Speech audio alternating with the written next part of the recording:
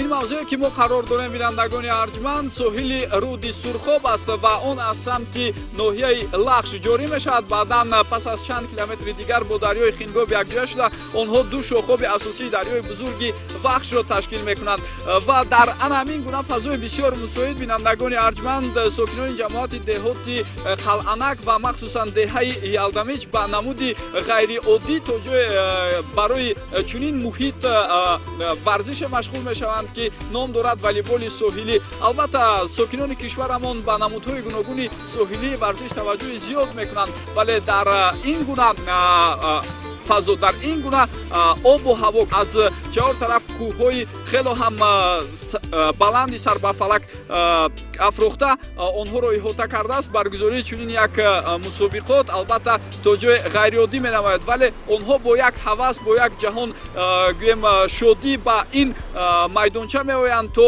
ҳамарӯза мусобиқоти гуногунро байни сокинони ҷамоати деҳот ташкил кунанд.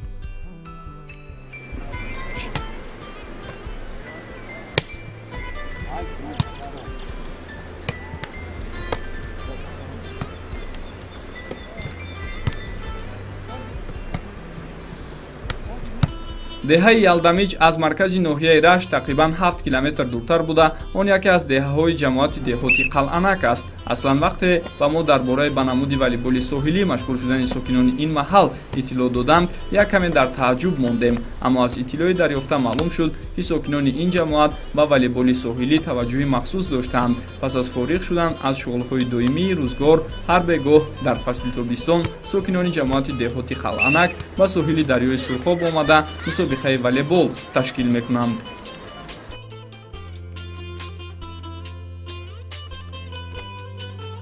намуди дигари варзиш ки инҷо маҳбубияти хос дорад, карате гудзюруст. ин намуди як ҳарбаҳои шарқӣ аз навъҳои дигари карате бо нигоҳ доштани асолат ва унсурҳои анъанавии худ фарқ мекунад. мураббии ин риштаи варзиш Муртазо Ҷомиев ки тӯли солҳои охир бо дастпарварони худ дар мусобиқаҳои ҷумҳуриявӣ иштирок мекунад, рӯзҳои 22-23 июн дар чемпионати Тоҷикистон оид ба карате-до ки дар шаҳри Гулистони вилояти Суғд баргузор шуд, иштирок карда ба гирифтани беш аз 10 нишон даст ёфтанд. дар ин фаъолияти кории худамон бо шогирдони худ дар мусобиқаҳои минтақавӣ ва ҷумҳуриявӣ баромад карда сазовори якчанд медалҳои намоён гаштаем.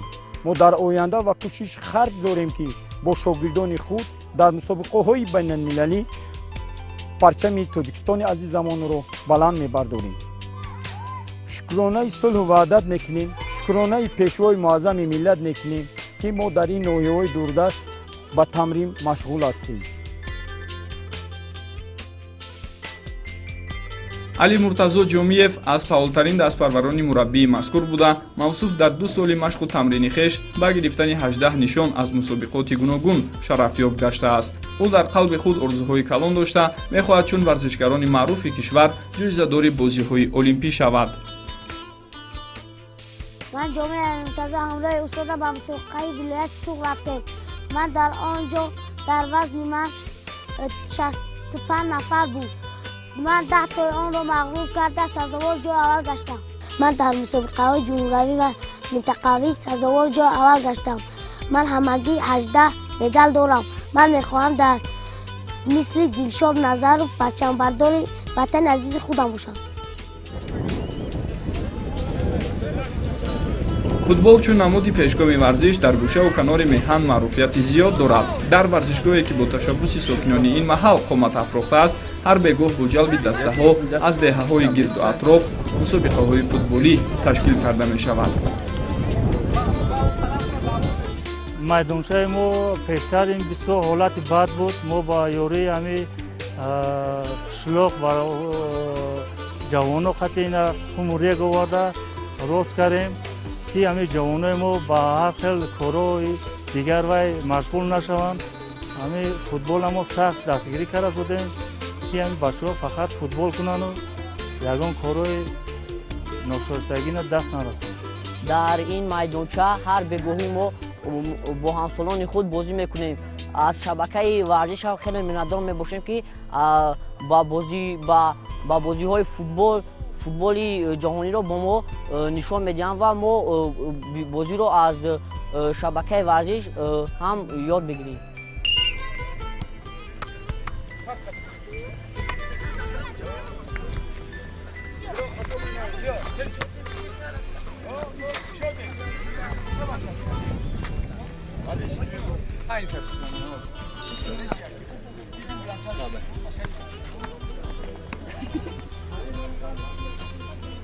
сокинони варзишдӯсту варзишпарвари деҳаи Алдамич барои сазовор истиқбол гирифтани ҷашни 30-солагии истиқлолияти Тоҷикистон аз ҳоло нақшаҳои зиёд доранд. Эшон дар баробари бунёди иншооти таъиноти соҳаҳои дигар ба бунёд ва таъмиру тармими толору майдончаҳои варзишӣ ҳавасмандии зиёд нишон дода истодаанд. бо эълон шудани соли рушди деҳот ва сайёҳӣ мардуми деҳаи Алдамич чорабиниҳои муҳимро дар пеши худ роҳандозӣ карда истоданд. мардуми ин деҳа ташаббус гирифтанд ки имсол 8 синфхонаи иловагӣ дар назди муассисаи таҳсилоти миёнаи умумии рақами 26 сохта то 30 солагии истиқлолият бо тамоми таҷҳизотҳои таълимӣ таъмин намуда ба хонандагони деҳа таъмин намоянд. дар баробари ин инчунин барои занони хонашин як коргоҳи қолинбофӣ ба нақша гирифта шудааст. дар ин самт корҳо идома доранд. барои ҷавонон ки ояндасози ҷомеа мебошанд мардуми деҳа бо ёрии шахсони саховатманда ташаббуси наҷиб пеша карда мехоҳанд ки дар зарфи ин 2 сол як майдончаи замонавии варзишӣ сохта ба ҷавонони деҳа тоҳфа намоянд. сокинони ҷамоати деҳоти қалъанак ва хосатан деҳаи Алдамич ба варзиш ва тарбияи ҷисмонӣ аз қадим таваҷҷӯҳи хоса зоҳир мекарданд. дар деҳа мо бо устоди варзиши Тоҷикистон Сақоев Тошхуҷа ки бо дастовардҳои шоёни варзишиаш дар байни хосу ом маъруфият дорад вохӯрдем. зимни суҳбат мавсуф шароите ки имрӯзҳо барои машту тамрин дар ноҳия фароҳам оварда шудааст васф карда онро ба он солҳое ки худ ба варзиш шуғл дошт муқоиса намуд. дар он даврҳо нигоҳ карда назар ба ҳозира риштаи варзиш на он қадар баланд буд, барои он ки майдончаҳои спорти варзишӣ кам буданд. аҳён ба назар метофтанд якта дар манеж мегуфтанд, дар он ҷо якта динамо ва спартак ки дар он ҷо дар институти бинокорӣ буд бо хайло иззатов маҳмудот ҳамино буданд. ҳозир нигоҳ кардаги дар ҳар як сари қадам майдончаҳои варзиши бораи футбол, залҳои бо ҳашамат ҳамаи муҳайё фақат ба ҷавонон ба насли наврас муяссар аст ки ба корҳои ношоистаро накарда ба варзиш машғул шаванд, чунки варзиш гараи саломатӣ аст.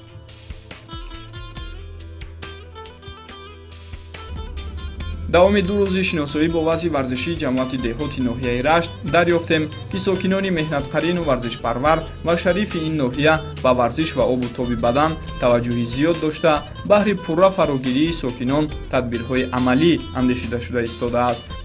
дар рӯзҳои таҷлили 22-мин солҷашни ваҳдати миллӣ дар ноҳия 2 майдончаи варзиш барои обу тоби бадан ва машғул шудан бо футбол, волейбол ва намудҳои дигари варзиши dastavӣ дар деҳаҳои навдӣ ва сомиёниён низ бунёд гардид. тибқи нақша то охири сол сохта ба истифода додани боз 4 иншооти дигари варзишӣ дар ҳудуди ноҳия дар назар аст. соҳаи тарбияи ҷисмонӣ ва варзиш омили таҳкимбахшандаи тарзи ҳаёти солим аст. ин тадбир ҳамчунин метавонад дар самти ба воя расонидани насли ҷисман солиму рӯҳан тавонманд заминаи мусоид фароҳам созад. дар ин миён бо дуруст сафарбар намудани мураббиён ва мунтазам ба машқу тамрин фаро гирифтани ҷавонони боистеъдод имкон ҳаст ки натиҷаҳои варзишӣ боз ҳам беҳтар гардад. умедворем дар ин минтақаи зебои диёр ки иқлимаш барои ба камол расонидану сайқал додани малакаи варзишгарон созгор мебошад чеҳраҳои нав ба воя расида намояндагони минтақаи Рашт ҳайати мунтахабҳои кишварро дар намудҳои мухталифи варзиш мукаммал менамоянд.